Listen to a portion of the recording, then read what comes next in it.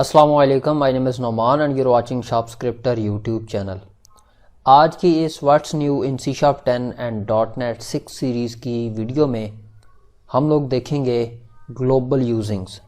सो stay tuned.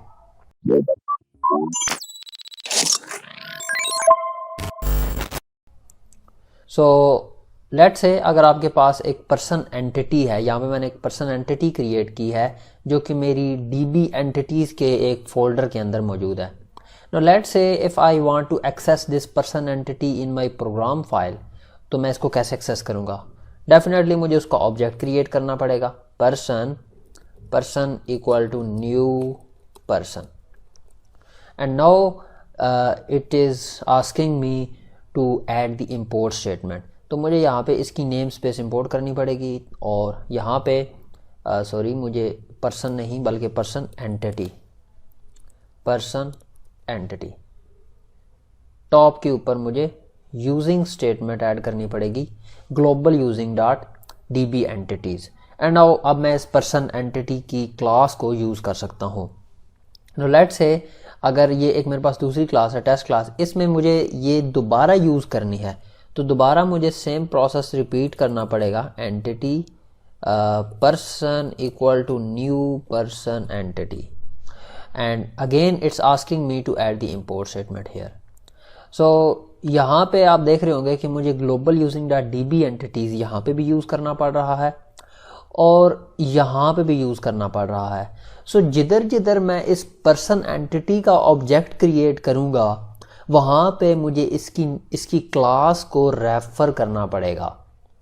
सो यहाँ पे हमारे पास डुप्लीकेशन आ रही है, रिपीटिशन आ रही है कोड की, तो इसको हम कैसे अवॉइड कर सकते हैं?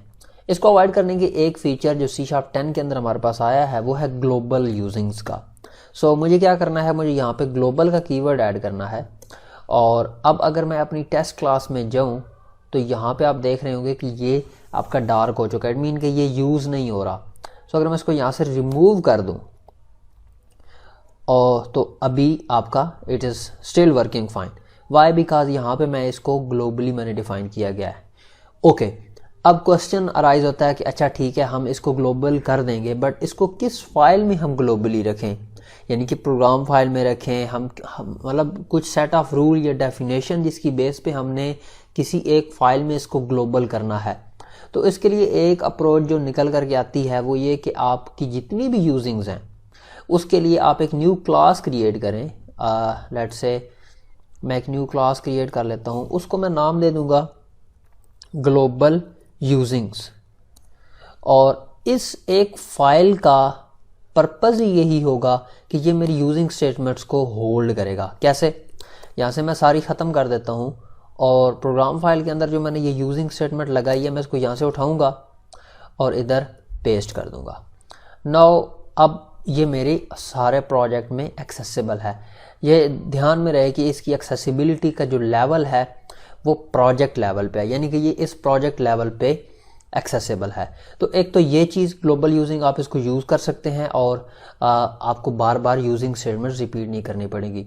एक दूसरा फीचर, हम normally console dot right line या स्टैटिक क्लासेस के मेथड्स जो हैं, स्टैटिक मेथड्स कॉल करते हैं, जैसे जिनमें से एक example console dot right line की है। तो ये कंसोल भी अगर लेट सपोज मैं यहाँ पे 10 दफ़ा राइट लाइन का मेथड कॉल करता हूँ तो ये कंसोल मुझे रिपीट करना पड़ेगा। सो उसके लिए मैं क्या कर सकता हूँ, टॉप के ऊपर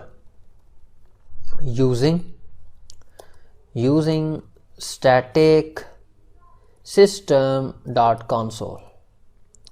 नाउ अगर मैं ये टॉप पे यूज़ करूँगा, अब मुझे अगर इसको रिमूव भी कर देता हूँ स्टिल इट इज़ वर्किंग। और अगर मैं अब इसको उठाऊँ यहाँ से और इसको भी ले जाऊँ अपनी ग्लोबल फाइल के अंदर और साथ इसको ग्लोबली, बिकॉज अभी अगर ये इसको मैं ट्राई करूँगा तो मुझे प्रोग्राम फाइल में एरर आएगा। सो मुझे इसको भी ग्लोबल करना पड़ेगा। एंड नाउ जो मेरी स्टैटिक कंसोल की क्लास है वो भी मैं ग्लोबली एक्सेस कर पा रहा हूँ, तो मुझे बार बार कंसोल का कीवर्ड नहीं लिखना पड़ेगा। तो इस तरीके से आप अपनी नेम स्पेसेस को, अपनी स्टैटिक क्लासेस को आप यहाँ ग्लोबली क्रिएट कर सकते हैं, ग्लोबल यूजिंग की एक फ़ाइल क्रिएट करके, ताकि आपको रिपीटिशन ना करनी पड़े। और आप कोड को अप नेम स्पेसेस जो कि मुख्तलिफ़ फाइल्स में यूज़ हो रही होती हैं उनको आप रिपीट ना करें। तो ये एक फ़ीचर था ग्लोबल यूजिंग का जो मैंने आपको शेयर किया। आपको कैसा लगा उसके बारे में आप अपनी राय कमेंट सेक्शन में ज़रूर दीजिएगा कि आप इसको यूज़ कर रहे हैं या यूज़ करेंगे या नहीं करेंगे। आपका जो भी पर्सपेक्टिव है इस बारे में आप कमेंट सेक्शन में अपनी राय से मुझे ज़रूर आगाह कीजिएगा। तो बस आज के लिए इतना ही। अगर आपको वीडियो पसंद आई है तो वीडियो को लाइक और शेयर करें।